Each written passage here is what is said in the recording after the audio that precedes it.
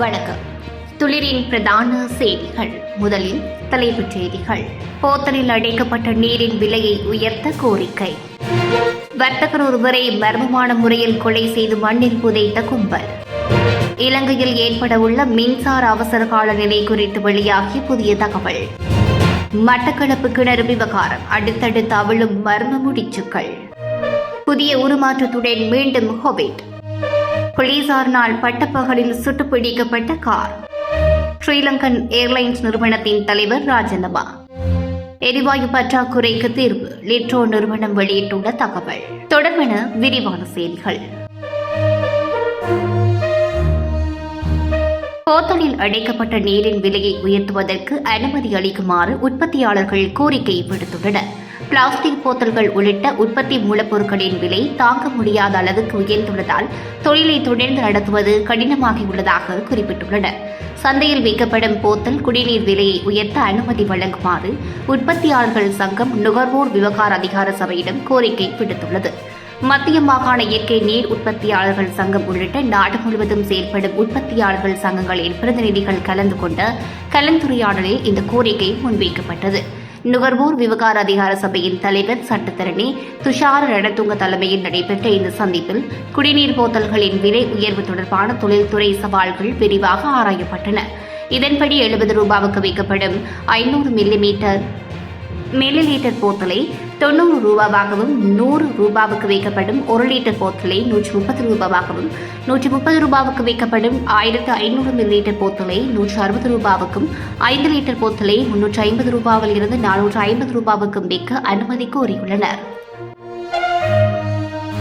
ரத்னபுரி ககவத்தையை சேர்ந்த சிறு ரத்னக்கல் வியாபாரி ஒருவர் மர்மமான முறையில் காணாமல் போன நிலையில் சடலமாக மீட்கப்பட்டுள்ளார். நேற்று பிற்பகல் ககவத்தை நீலகம பகுதியில் உள்ள ஒரு பழைய ரத்னக்கல் சுரங்க குழியில் கொலை செய்யப்பட்டு புதைக்கப்பட்ட நிலையில் சடலமாக கண்டுபிடிக்கப்பட்டுள்ளார்.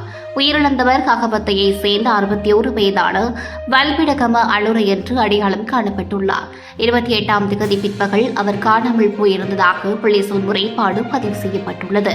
உயிரிழந்தவரின் கையடக்க தொலைபேசி பதிவுகளை ஆய்வு செய்ததில் கிடைக்கப்பெற்ற தகவலின் அடிப்படையில் சடலம் கண்டுபிடிக்கப்பட்டுள்ளது.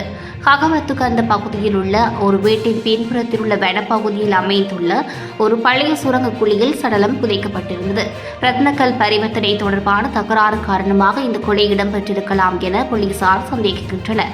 தொழிலதிபர் ஒருவரிடம் இருந்து 80,000 ரூபாவுக்கு ஒரு ரத்னக்கல்லை வாங்கியுள்ளார். அதற்காக அவர் ஆரம்பத்தில் 30,000 ரூபாயை செலுத்தியிருந்தார். மீதமுள்ள 50,000 ரூபாவை செலுத்திச் சென்ற போது அவர் கொலை செய்யப்பட்டிருக்கலாம் என போலீசார் தெரிவித்துள்ளமை குறிப்பிடத்தக்கது.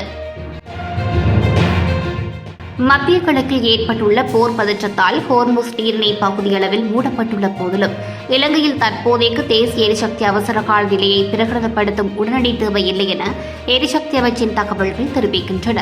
மத்திய கிழக்கில் நிலவும் போர் சூழலால் உலகளாவிய எரிசக்தி விநியோகத்தில் நிச்சயமற்ற தன்மை காணப்படுகிறது.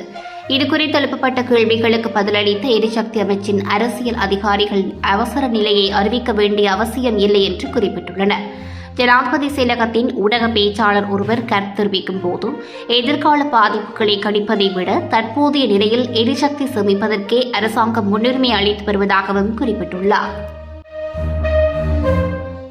மட்டக்களப்பில் பெரும் பரபரப்பை ஏற்படுத்திய மயக்க மருந்து கொடுத்து பெண்கள் கடத்தப்பட்டு நகைகள் கொள்ளையடிக்கப்பட்டு கிணறுகளில் வீசப்பட்ட விவகாரம் தொடர்பில் கைது செய்யப்பட்ட மயக்க மருந்துகளை வழங்கியதாக தெரிவிக்கப்படும் 7வது சந்தேக நபரை போலீஸ் தடுப்பு காவலில் வைத்து எதிர்வரும் 2ஆம் தேதி வரையில் விசாரணை செய்வதற்கு மட்டக்களப்பு நீதிவான் நீதிமன்றம் அனுமதி அளித்துள்ளது. 29ஆம் தேதி மட்டக்களப்பில் இருந்து சென்ற கிழக்கு மாகாண பெரும் குற்ற தடுப்பு பிரிவு போலீஸ் குழுவினர் கொழும்பு வத்தலை பகுதியில் வைத்து மயக்க மருந்துகளை விநியோகம் செய்த நபரை கைது செய்தனர். விசாரணையின் பின்னர் கொக்கட்டிச்சோலை போலீசாரினால் மட்டக்களப்பு நீதவான் நீதிமன்ற நீதிபதி அறையில் சந்தேக நபர்கள் ஆஜர்படுத்தப்பட்டனர். இதன்போது 7வது சந்தேக நபருடன் 1வது சந்தேக நபரும் ஆஜர்படுத்தப்பட்டார். சந்தேக நபர்கள் மூடிய நிலையில் நீதிமன்றத்திற்கு அழைத்து வரப்பட்டனர். கொக்கட்டிச்சோலை போலீசார் விடுத்த வேண்டுகோளுக்கு அமைவாக 7வது சந்தேக நபரை எதிர்வரும் 2ஆம் தேதி வரையில் கொக்கட்டிச்சோலை போலீஸ் நிலையத்தில் தடுத்து வைத்து விசாரணை செய்வதற்கு அனுமதி வழங்கப்பட்டுள்ளமை குறிப்பிடத்தக்கது. உலகளவில் அண்மை காலமாக பரவி வரும் கோவிட்-19 புதிய உருமாற்றத்தான சிகாடா திரிபு குறித்து உலக சுகாதார நிறுவனம் சர்வதேச சுகாதார அமைப்புகள் தீவிர கண்காணிப்பை மேம்படுத்தி வருகின்றது. அமெரிக்கா உட்பட 23 நாடுகள் கண்டறியப்பட்டுள்ள இந்த திரிபு ஒமிக்ரோன் வகையிலிருந்து உருமாற்றமடைந்த நிலையில் இதில் 70க்கும் மேற்பட்ட பிறழ்வுகள் காணப்படுவதால் இது நோய் எதிர்ப்பு சக்தியிலிருந்து தப்பிக்கும் ஆற்றலை கொண்டிருக்கலாம் என ஆராய்ச்சியாளர்கள் கவலை வெளியிட்டுள்ளனர். நீண்ட காலம் மறைந்திருந்து திடீரென வெளிப்பட்டதால் சிகாடா பூச்சியின் பேர் என்று அழைக்கப்படுவதாகவும் இந்த திரிபு தற்போது ஐரோப்பாவின் சில பகுதிகளில் வேகமாக பரவி வருகின்ற போதிலும் இது முன்னைய திரிபுகளை விட கடுமையான பாதிப்புகளை ஏற்படுத்துவதாக இதுவரை ஆதாரங்கள் கண்டுபிடிக்கப்படவில்லை. இருமல், சோர்வு, தொண்டை வலி மற்றும் லேசான காய்ச்சல் போன்ற சாதாரண அறிகுறிகளில் தென்படுவதாகவும் தற்போதுள்ள தடுப்பூசிகள் தீவிர பாதிப்பில் இருந்து பாதுகாப்பு அளிப்பதாகவும் தெரிவித்துள்ள நிபுணர்கள் பொதுமக்கள் விழிப்புணர்வுடன் இருக்குமாறும் அறிவுறுத்தியுள்ளனர். போதைப் பொருட்கள் கடத்தியதாக சந்தேகத்தின் பேரில் நீர்கொழும்பு பகுதியில் நேற்று பிற்பகல் கார் ஒன்றின் மீது போலீசார் போதைப்பொருள் தடுப்பு பிரிவினர் துப்பாக்கிச்சூடு நடத்தியுள்ளனர். குறித்த காரை சோதனையிடுவதற்காக நிறுத்துமாறு சைகை காட்டிய போது அதனை நிறுத்தாது முன்னோக்கி செலுத்தியதால் போலீசார் துப்பாக்கிச்சூடு நடத்தியுள்ளனர். துப்பாக்கிச் சூட்டுடன் அந்த கார் விபத்துக்குள்ளாகியுள்ளதுடன் இந்த சம்பவத்தின் போது போலீஸ் போதைப்பொருள் தடுப்பு பிரிவின் அதிகாரி ஒருவரும் காயமடைந்துள்ளார். இதனைத் தொடர்ந்து காரில் இருந்த இருவரும் 500 கிராமுக்கும் அதிகமான ஐஸ் போதைப் பொருளுடன் கைது செய்யப்பட்டுள்ளமை குறிப்பிடத்தக்கது.